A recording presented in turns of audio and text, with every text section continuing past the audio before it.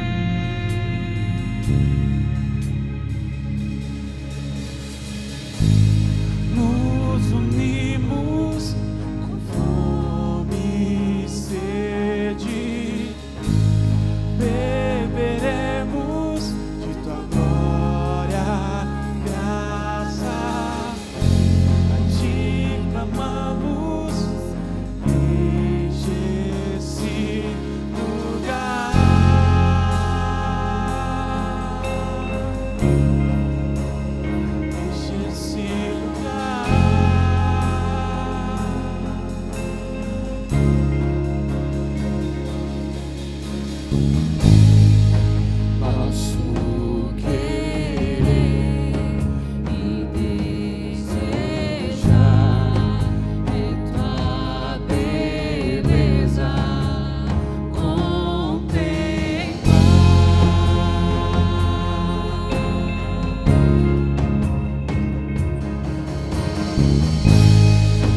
não cessaremos de te buscar a tua glória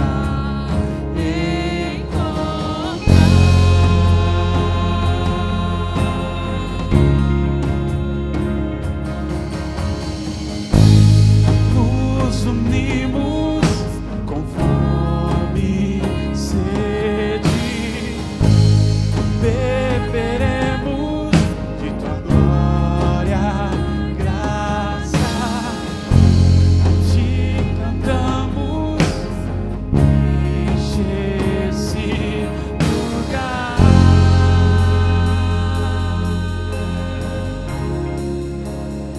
enche esse lugar,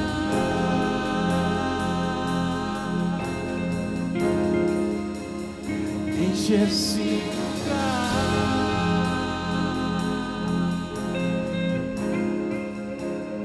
enche esse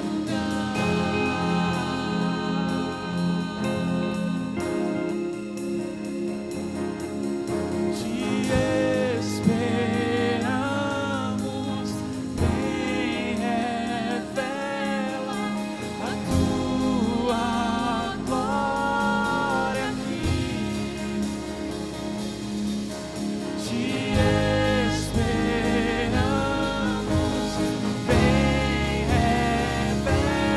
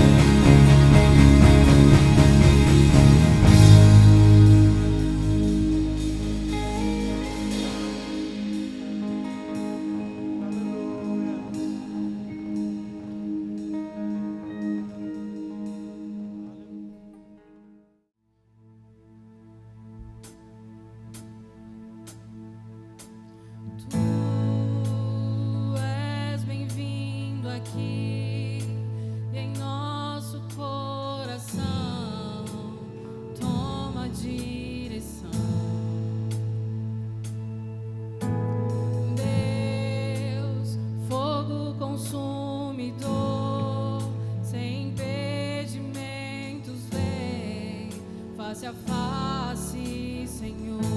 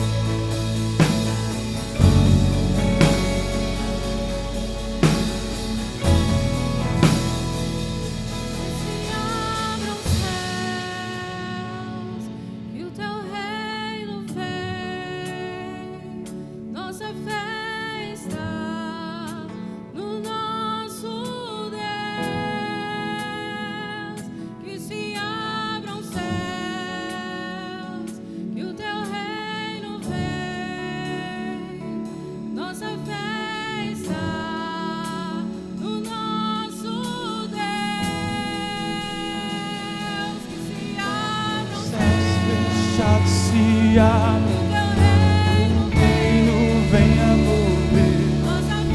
A nossa fé, esperança estão em Deus, grande Deus. Os céus fechados se abram, o reino venha mover. A nossa fé, esperança estão em Deus, grande Deus. Céus fechados.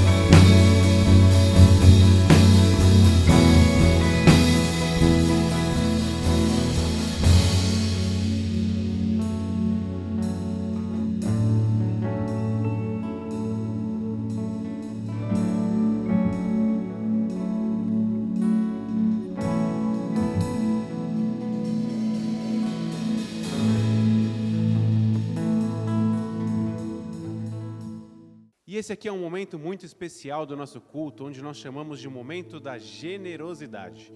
Eu quero trazer para vocês uma palavra muito rápida. Está escrita lá no livro de Jó. Jó, no capítulo 1, ele conta uma história. Eu não vou ler porque é uma história um pouco longa, mas eu vou contar para vocês. Havia uma reunião no céu, onde Satanás também havia sido convidado por Deus. Chegando ali, Deus falou assim: onde você estava, Satanás? E ele falou: eu estava vagando pela terra, andando por lá, vendo o que estava acontecendo.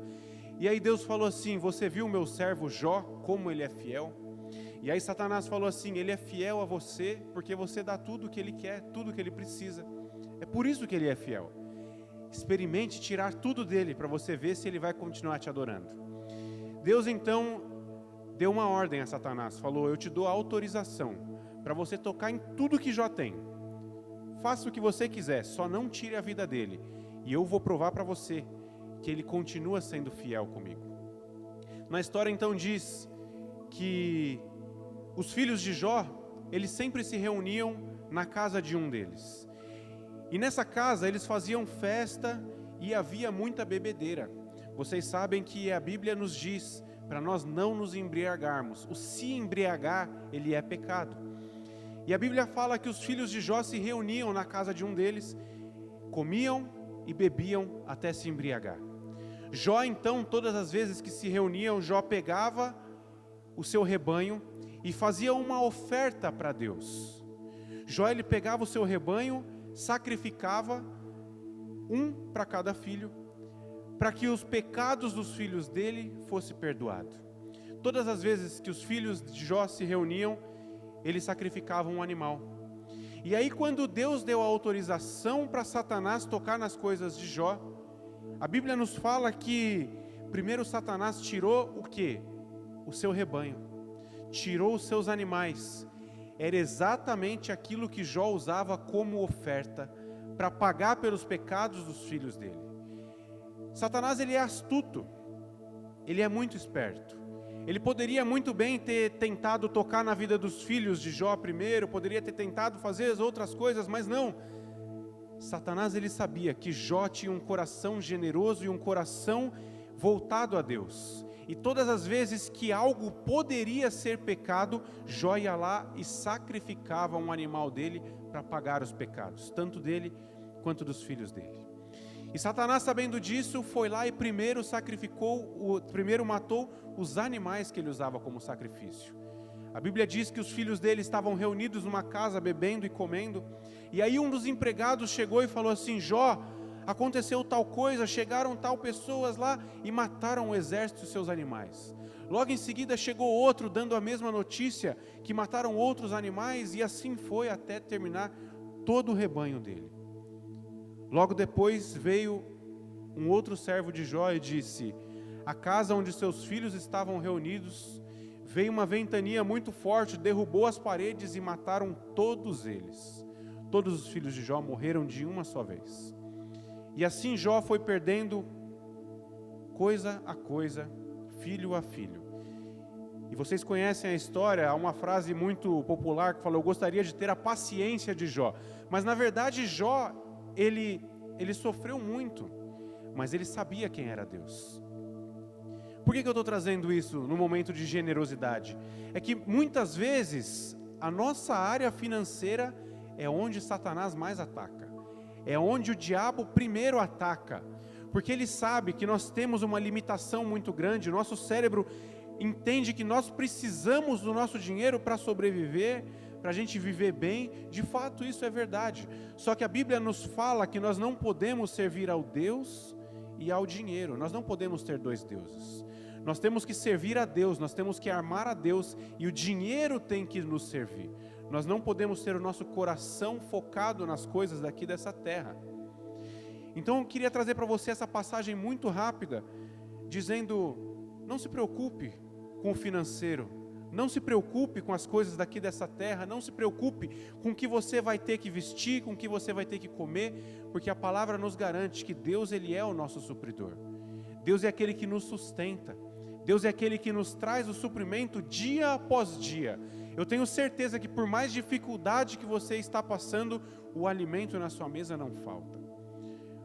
Moisés foi tirar os escravos do Egito, e eles caminharam durante 40 anos, e durante 40 anos Deus supriu a necessidade deles. Eles tinham fome, Deus mandava o maná do céu. Assim, quando eles enjoavam de maná, eles queriam carne, Deus mandava as aves, e eles eram supridos dia após dia. Então eu queria te convidar a ofertar com um coração generoso. Um coração generoso, ele atrai as bênçãos de Deus. Deus se agrada disso.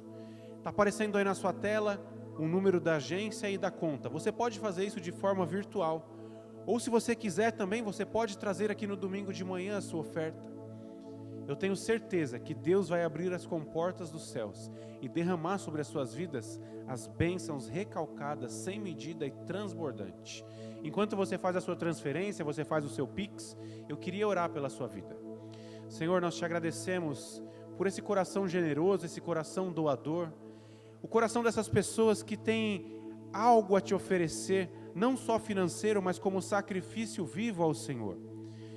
Senhor, eu quero pedir em nome de Jesus que o Senhor abra as comportas dos céus, derrame sobre cada pessoa que está ofertando nesse dia as suas bênçãos, que seja multiplicado, Senhor, a 30, 60 e 100 vezes mais na vida de cada irmão que está ofertando nesse dia. Que em nome de Jesus nada venha a faltar na casa de cada um, que eles tenham a plena convicção de que é o Senhor que nos sustenta. Nós te agradecemos, Senhor, em nome de Jesus. Aleluia, glória a Deus. E fique agora com a palavra de Deus. Olá, queridos, a graça e a paz do Senhor para a sua vida. Como é bom estarmos juntos mais uma vez. Chegamos agora ao momento da palavra de Deus, que você tem expectativa acerca daquilo que Deus vai fazer, que Ele fale ao seu coração, assim como falou ao meu. Eu quero te convidar a abrir a sua Bíblia para o livro de Apocalipse, capítulo 2. Nós vamos ler do versículo 1 ao 7. Apocalipse 2, versículo 1. Diz assim a palavra do Senhor. Carta à igreja de Éfeso. Ao anjo da igreja em Éfeso escreva: estas são as palavras daquele que tem as 7 estrelas em sua mão direita e anda entre os 7 candelabros de ouro.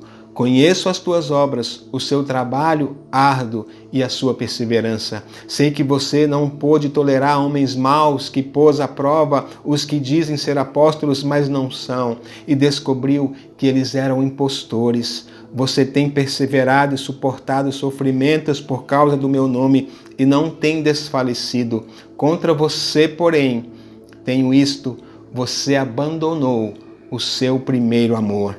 Lembre-se de onde caiu, arrependa-se e pratique as obras que praticava no princípio. Se não se arrepender, virei a você e tirarei o seu candelabro do lugar dele. Mas há uma coisa a seu favor: você odeia as práticas dos nicolaítas, como eu também as odeio. Aquele que tem ouvidos, ouça o que o Espírito diz às igrejas. Ao vencedor darei o direito de comer da árvore da vida que está no paraíso de Deus. Amém? Glória a Deus. Vamos orar. Senhor, nós declaramos que precisamos de Ti nesse dia. Pai, que o Senhor possa tomar o Teu lugar de honra. Nós reconhecemos que a Tua palavra é a verdade. Reconhecemos que a Tua palavra é como o martelo que despedaça a rocha. Que hoje a Tua palavra encontre corações disponíveis, que haja quebrantamento, que haja temor, Pai. Que nós sejamos transformados pela Tua palavra, que seja hoje, Pai, que seja neste momento, Pai. Nosso coração está pronto, Pai, para receber a Tua palavra, que possa entrar e fazer mudança e fazer transformação, como nós precisamos do Senhor. Não nos deixa, Pai, sermos passivos, não nos deixa ficar num nível tão raso. Queremos aprofundar no conhecimento do Senhor, naquilo que o Senhor tem para realizar em nós. Faça em nós hoje, Pai, aquilo que está no Teu coração. Nós nos rendemos totalmente à Tua palavra. Queremos aprender do Senhor. Esta é a nossa oração, em nome de Jesus. Amém e amém. Glória a Deus. Queridos, o que vem à sua cabeça quando você ouve a expressão primeiro amor? Seria Por exemplo, a primeira vez que você perdeu o chão por causa de alguém? Quando você ouvia o nome daquela pessoa, seu coração estremecia? Ou talvez seja a qualidade do amor que era desenvolvido, que era praticado em um tempo atrás, as loucuras que você era capaz. Talvez o primeiro amor seja isso realmente. Nós vamos entender um pouquinho mais esse assunto, biblicamente falando. Desde já eu quero trazer aqui para vocês o conceito de primeiro amor. A palavra primeiro aqui vem do grego protos, que significa o que vem antes. Protos é a raiz da palavra protótipo, ou seja, protos, primeiro, é o amor original, o verdadeiro, o melhor amor. E o Senhor deseja que nós voltemos a Ele. O texto que nós lemos é uma carta de Jesus à igreja de Éfeso. E se está na Bíblia, é para o nosso ensino, é para a nossa instrução.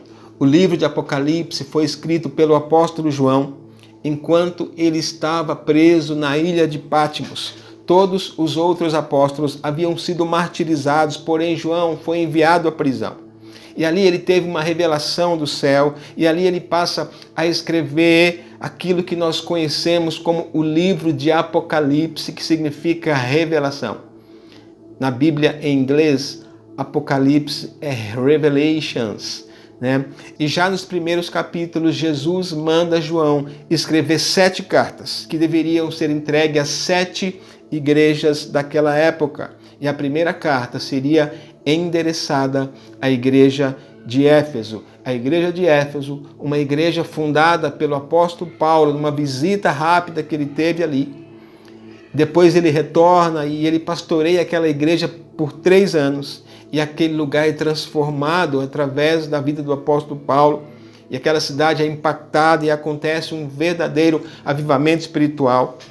Precisamos lembrar que Éfeso era uma cidade de médio porte, uns 300 mil habitantes ou mais. Porém, um lugar fortemente marcado pelo ocultismo e pela idolatria.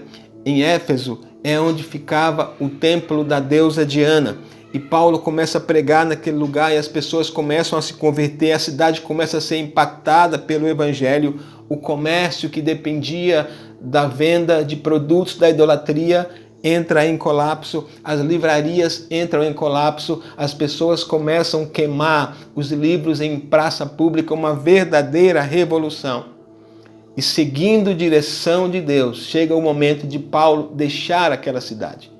E Paulo, ele parte de Éfeso e em seguida Paulo foi preso 1, 2, 3 vezes e da prisão Paulo escreve à igreja de Éfeso e elogia o amor que eles tinham. E quando Paulo sai da prisão, ele envia seu discípulo Timóteo para assumir a igreja de Éfeso. E quando Timóteo deixa Éfeso, o apóstolo João passa a pastorear aquela igreja. E nesse momento, Jesus está mandando João escrever uma carta para aquela igreja. E nós podemos imaginar como eram os sermões de João na igreja de Éfeso, onde ele pastoreava. Analisando suas cartas, nós podemos perceber uma coisa. As cartas de João, elas falavam bastante de amor. Ele dizia, quem não ama não conhece a Deus, porque Deus é amor, portanto, amem uns aos outros. Eu imagino todo culto. João começava a pregar, ele falava de amor. Domingo que vem, João começava a pregar de novo, ele falava, filhinhos, amem uns aos outros. E voltando aqui à ilha de Patmos, onde João estava preso, recebendo a revelação de Jesus, a primeira carta que Jesus manda escrever é para a igreja de Éfeso. Uma boa igreja, Jesus reconhece, mas havia um problema. Ele diz, tenho contra ti que abandonastes o primeiro amor. Um assunto que João tinha pregado tanto, o amor como evidência de que nós somos discípulos de Jesus. Mas agora aquela igreja está falhando nesta missão tão primordial, nesta área tão essencial. Vamos examinar o que diz a carta, mais uma vez, o versículo 1. Estas são as palavras daquele que tem as 7 estrelas em sua mão direita. Jesus está se apresentando e diz o seguinte: olha, eu tenho as 7 estrelas na minha mão direita. Isso significa, queridos, que nós estamos guardados, seguros nas mãos dele, protegidos nas mãos dele. E o texto continua, queridos, e nos informa que Jesus anda entre os candelabros de ouro. Os candelabros de ouro representam as 7 igrejas. E Jesus está andando no meio da igreja. E isso é tremendo, queridos. Quando eu venho para o culto, eu tenho certeza de que será agradável. Por causa do ambiente, do louvor, da palavra, da comunhão. Mas principalmente pela convicção de que Jesus estará ali. Ele está andando no meio da igreja. Onde estiverem 2 ou 3 reunidos em nome do Senhor, Ele estará no meio deles. E onde o Senhor está, o sobrenatural acontece. Nós precisamos ter essa expectativa quando nos reunimos. Onde o Senhor está, os grilhões são quebrados, enfermos são curados. Onde o Senhor está, cativos são libertos, corações são transformados, vidas encontram salvação.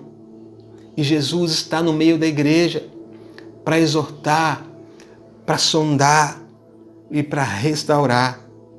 Sabe, queridos, por mais que conheçamos uns aos outros, nós não podemos saber as necessidades de cada pessoa, mas o Senhor está no meio da igreja e Ele conhece cada coração, Ele conhece cada necessidade e Ele é poderoso para suprir cada uma delas. Jesus está no meio da igreja. A igreja tem falhas, sim, mas Jesus está ali.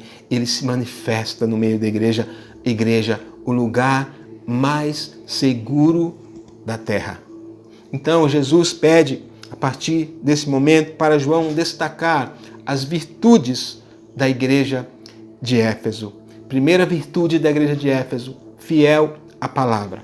Uma igreja fiel à palavra. Uma igreja que resistiu aos falsos ensinos e aos falsos apóstolos. Versículo 2: conheço as suas obras. Seu trabalho é árduo e a sua perseverança. Sei que você não pode tolerar homens maus que pôs à prova os que dizem ser apóstolos, mas não são. E descobriu que eles eram impostores.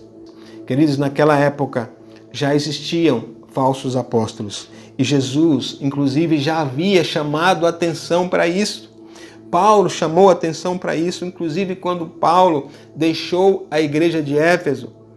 Ele alertou os irmãos sobre os lobos em pele de ovelhas, em pele de cordeiros.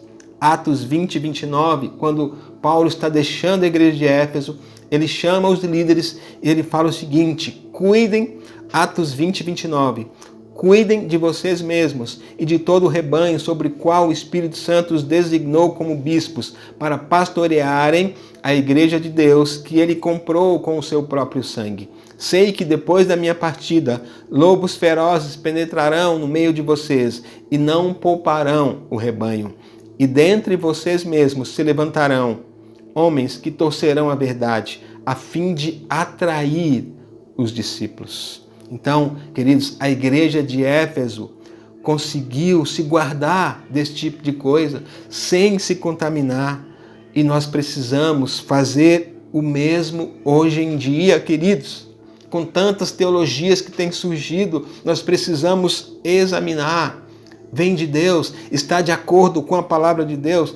Esta era uma virtude da igreja de Éfeso. Queridos, eu estou pregando aqui e eu incentivo vocês fortemente. Confiram se está correto o que eu estou dizendo. É bíblico. Realmente, que nós sejamos como os bereanos, que possamos examinar, que possamos checar, que possamos refletir em nome de Jesus, amém? Continuando aqui, então, aquela era uma época de muita idolatria, de maneira que era um desafio ser um cristão, era perigoso ser um cristão. Ser cristão era se colocar contra o sistema. Ser cristão poderia custar o seu emprego. E nós estamos chegando num tempo como esse, queridos. E naquela época não demorou para surgirem os falsos líderes. Para o quê? Relativizar. Havia um pessoal chamado Nicolaítas, que fazia um verdadeiro estrago nas igrejas. Mas olha a postura de Éfeso. Apocalipse 2,6. Há uma coisa ao seu favor, igreja de Éfeso.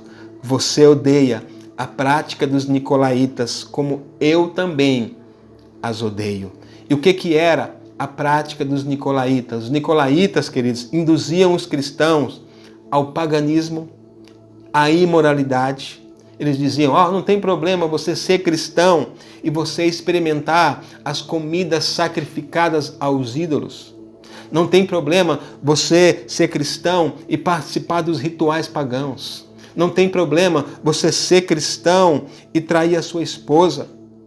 Hoje em dia não tem problema ser cristão e você jogar na Mega Sena. E você ler o horóscopo, tantas coisas. Queridos, a igreja de Éfeso permaneceu firme nesta área. Hoje em dia não tem problema você ser cristão e ler a mão, tomar um passe. Amém? Esta igreja não suportava a doutrina dos falsos apóstolos. Amém? Então a primeira virtude, a igreja de Éfeso era fiel à palavra. Uma outra virtude, eu não estou falando na ordem, tá? Agora, uma outra virtude da igreja de Éfeso era o trabalho árduo. Uma igreja onde os irmãos se envolviam com a obra de Deus. Uma igreja que se deixava gastar conforme ensinava o apóstolo Paulo. O apóstolo Paulo dizia, sabe de uma coisa? Em nada considero a vida preciosa para mim mesmo, contanto que eu complete a carreira e o ministério que recebi do Senhor Jesus. Aquela igreja aprendeu isto. Aqueles irmãos eram demais. Convocação para reunião de oração, os irmãos estavam lá. Convocação para servir domingo no culto, os irmãos estavam lá. Convocação para cuidar de pessoas, para ajudar na célula. Convocação para o ministério, os irmãos estavam lá. Não havia tempo ruim, não havia dificuldade, não haviam barreiras. Queridos, é tão bom servir ao lado de pessoas que se dispõem para a obra do ministério. Uma igreja trabalhadora, ativa, fiel no serviço cristão. Amém? Mais uma virtude da igreja de Éfeso, uma igreja perseverante. Uma igreja que não esmorece na adversidade. Jesus fala, olha, vocês têm perseverado e até suportado sofrimentos por causa do meu nome. Queridos, uma igreja prevalecente é uma igreja perseverante. A Bíblia nos exorta a perseverar. A Bíblia nos exorta a sofrer pela causa de Cristo. E eu pergunto, para nós, até que ponto nós estamos preparados para perder o conforto, perder privilégios por causa de Jesus, sofrer rejeição por causa de Jesus? Aquela igreja perseverava apesar das provas. Aquela igreja perseverava apesar das provas e foi elogiada por Jesus. Então, eram muitas virtudes daquela igreja, uma boa igreja. E Jesus coloca aqui os pontos positivos e, em seguida, ele entra com a exortação. Apocalipse 2,4. Contra você, porém, tenho isto. Você abandonou o seu primeiro amor. Lembre-se de onde caiu, arrependa-se e pratique as obras que praticava no princípio. Se não se arrepender, virei a você e tirarei o seu candelabro do lugar dele. Aqui, queridos, nós vemos o Senhor Jesus, o noivo, repreendendo a sua noiva. você abandonou o primeiro amor. Você está diferente. Você não está agindo da mesma maneira. Queridos, sabe quando nós abandonamos o primeiro amor? Quando nós trocamos o amor a Jesus pelas outras coisas boas, lícitas, necessárias, mas que deveriam vir em segundo lugar, mas nós colocamos em primeiro lugar. O serviço cristão é importante, precisa ser feito, mas Cristo vem primeiro. Todo trabalho que é feito para o Senhor não é em vão, é incentivado, é bíblico, é imprescindível. A fé sem obras é morta. O problema é quando eu faço do trabalho eclesiástico um substituto para o meu relacionamento com Deus. A obra de Deus ocupando o lugar do Deus da obra. Queridos, nós precisamos entender que a minha maior prioridade não é fazer a obra de Deus, mas conhecer e ter intimidade com o Deus da obra. A obra de Deus é consequência do meu relacionamento com Deus e não um substituto. E o texto informa nas entrelinhas: eu posso servir sem amor, mas se eu amo, automaticamente eu vou servir. E mais do que isso, agradar o coração de Jesus. Queridos, o problema que estava atingindo aquela igreja, e talvez seja o nosso problema também. O problema talvez não sejam as coisas más, o pecado moral, as heresias. Aquela igreja, ela estava perseverando em coisas importantes. Ela estava guardando coisas importantes, porém negligenciando o melhor, porém deixando de lado o melhor. Substituímos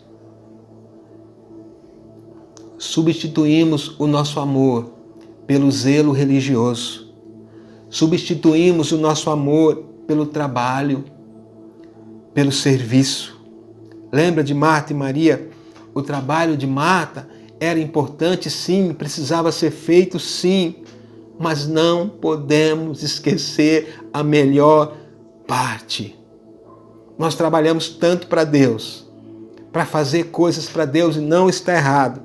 O que não podemos é perder o brilho nos olhos, perder a alegria, o entusiasmo do nosso relacionamento pessoal com Jesus. Nós defendemos nossa teologia, nós defendemos a nossa maneira evangélica de crer, mas deixamos a intimidade com Deus. Quem sabe nós entramos num piloto automático e ir para o culto se torna rotina, ir para a célula se torna rotina, o discipulado se torna rotina. Meu tempo com Deus, eu até tiro o tempo com Deus, porém, como mais um compromisso na agenda. O meu amor está esfriando e eu não estou percebendo. Eu leio a Bíblia, adquiro conhecimento, mas não relacionamento.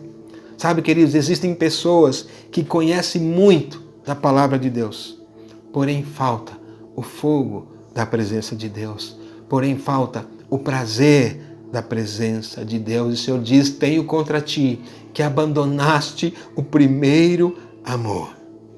Abandonamos o primeiro amor quando nós temos habilidade para examinar os outros e não temos capacidade de examinar a nós mesmos. Somos duros com os outros e compassivos conosco.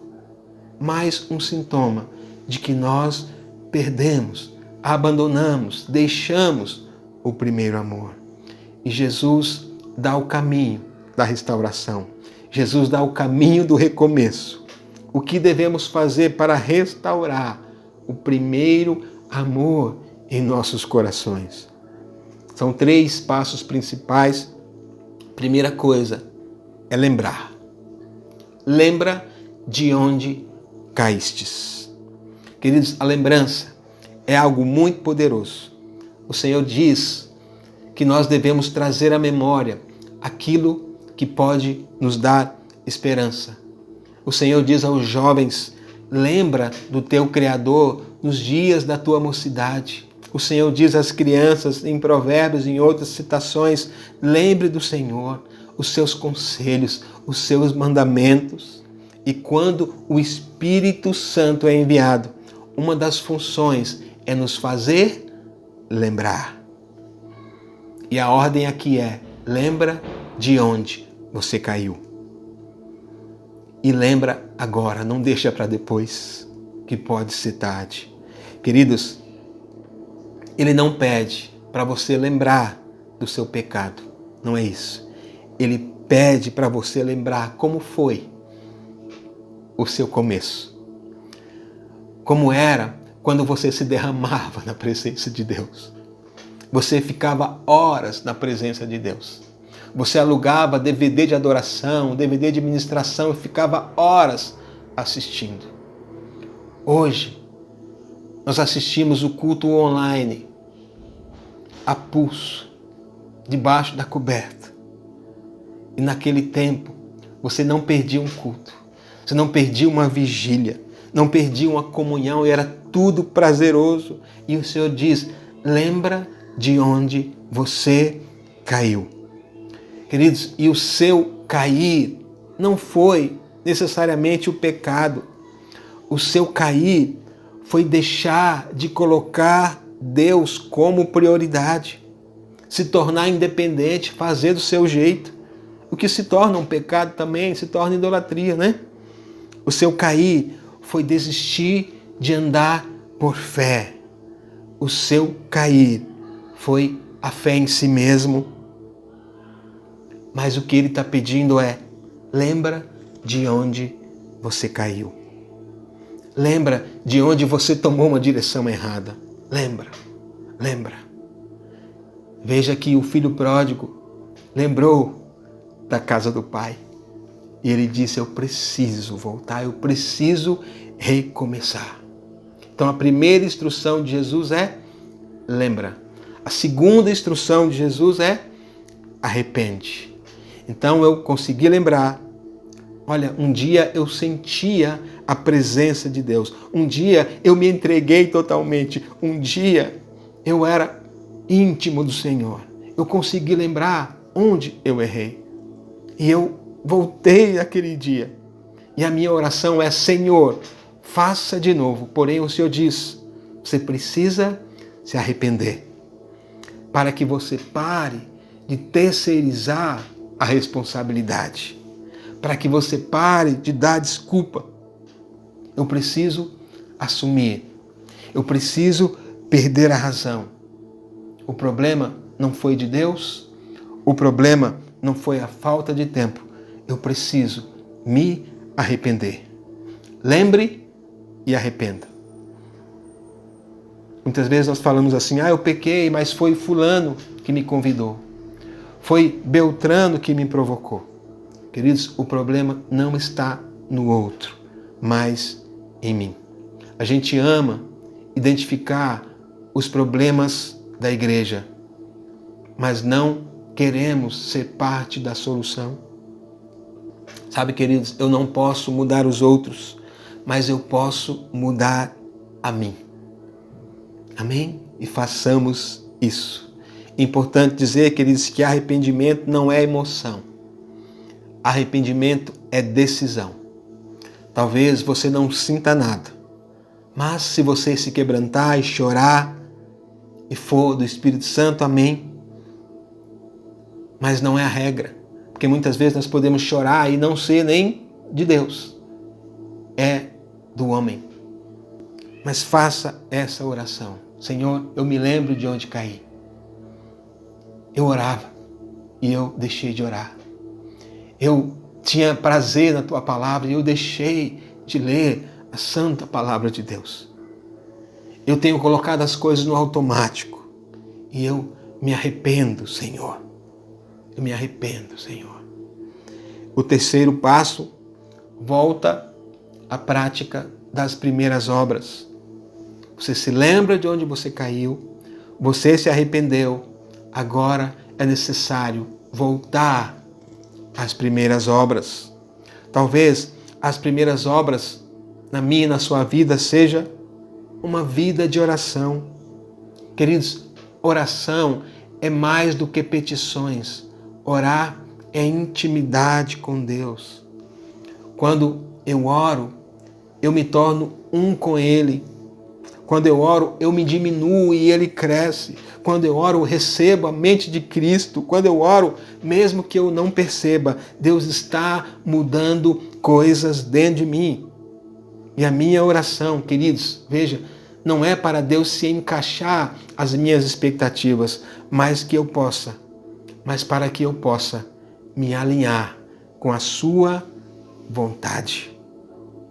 A minha oração não é para fazer Deus mudar de ideia, para rever a sua posição, para rever a sua vontade, mas para que eu possa rever as minhas. Volte à prática das primeiras obras. Amém? E possamos orar, Pai nosso que está nos céus, que venha o teu reino, que seja feita a tua vontade. Queridos, quando eu oro, venha o teu reino, eu não estou pedindo por coisas, eu estou pedindo pelo Rei, para que Ele governe em nome de Jesus. Talvez Deus esteja pedindo para você voltar a jejuar. Lembra quando você fazia jejuns? Queridos, o jejum é quando nós declaramos, Senhor, eu te quero mais do que um prato de comida. Volte à prática do jejum sem precisar esperar o jejum coletivo da igreja. Talvez uma obra que você precisa voltar seja a leitura da palavra. Queridos, a palavra de Deus é o nosso manual de fé e prática. E quanto tempo faz que nós paramos para meditar na palavra de Deus, como foi instruído a Josué? Conhecereis a verdade e a verdade vos libertará. A fé vem pelo ouvir a palavra de Deus. Uma frase que eu ouvi, queridos, é que Deus não está em silêncio para quem abre a Bíblia diariamente. Talvez uma obra que precisamos voltar seja a humildade. Jesus diz, aprendei de mim que sou manso e humilde. Hoje em dia, todo mundo se levanta para falar, mas poucos se sentam para ouvir. Precisamos aprender dele para que o amor dele flua em nós. Aquele que convidou os cansados e sobrecarregados quer fazer fluir em nós o mesmo amor e que a nossa vida seja um descanso para outros. Ele é a fonte. Eu aprendo com Ele e derramo na vida de alguém. Através de mim, pessoas serão atraídas à fonte. As pessoas me olharão e não verão mais a mim, mas a Cristo. Amém, queridos? Uma coisa importante dizer, a Bíblia diz que o amor de muitos esfriará e só vai continuar de pé quem conservar o amor dos primeiros dias.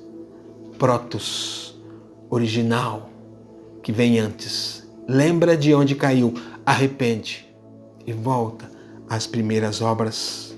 O primeiro amor não é irresponsável, mas radical, não fica só no discurso, mas age em amor. Quem está no primeiro amor tem disposição para servir, disposição para ter comunhão uns para com os outros. E Deus diz para nós, Deus diz para a igreja, Ele tem visto o seu trabalho, Ele tem visto a sua perseverança, mas Ele deseja que você volte à melhor parte, que você volte ao primeiro amor, onde o seu coração tremia só de estar na presença de Deus. Aquele tempo que você era tão consagrado a Deus que a Bíblia parecia viva, queimava no seu coração e você caía de joelhos. Você ia para a vigília e virava a noite. Você tinha prazer na presença de Deus. Você falava de Jesus, porque o protos, o primeiro amor estava presente. Você passava pelo deserto feliz, você passava pelo vale com o coração em paz, porque a graça dele bastava. Tenho contra ti que abandonaste o primeiro amor. Queridos, e se eu abandonei, eu preciso voltar. Ah, mas o pastor vai orar por mim e após a oração do pastor, o fogo de Deus irá voltar. Ah, mas o meu líder vai orar pela minha família e após a oração, a minha família retornará à comunhão. Eu abandonei o primeiro amor. Eu deixei que outras coisas o sufocassem. Queridos, o amor precisa ser cultivado. Não basta dizer eu tenho amor, preciso praticar o amor. Não basta postar eu amo Jesus, mas ter uma vida que revela que eu amo Jesus. Não basta a camiseta estampada eu amo Jesus se a nossa vida fala o contrário. E o Senhor nos chama de volta, nos chama para uma decisão. E Ele dá uma advertência, Apocalipse 2:5. Se não se arrepender, virei a você e tirarei o seu candelabro do lugar dele. Queridos, se eu perco a comunhão com Jesus, eu deixo de brilhar. E se eu deixo de brilhar, eu perco a razão de viver. O candeeiro, ele não tem luz própria, ele reflete a luz de Jesus. E se você sente que o seu brilho está se apagando, você precisa voltar ao primeiro amor. Quem tem ouvidos, ouça o que o Espírito diz às igrejas. E ele diz, versículo 7, ao vencedor darei o direito de comer da árvore da vida que está no paraíso de Deus. A árvore da vida é o símbolo da vida eterna. João 17:3. A vida eterna é esta, que te conheçam a ti, o único Deus verdadeiro, e a Jesus Cristo, a quem enviaste. Vida eterna é conhecer a Deus. E a Bíblia diz que Deus é amor. Vida eterna é viver eternamente na presença de Deus, que é amor. Amor é o que teremos na eternidade. Para quem conhece a Deus, a eternidade já começou. Amém? Jesus está andando no meio da igreja. Ele está agora visitando aí o seu lar, onde você está. E Ele está olhando para você. E Ele diz, você tem sido fiel à palavra. Você tem trabalhado bastante. Você tem suportado provas. Você tem virtudes, coisas muito boas. Mas você não está sendo o que foi um dia. Alguma coisa ficou pelo caminho, você precisa voltar.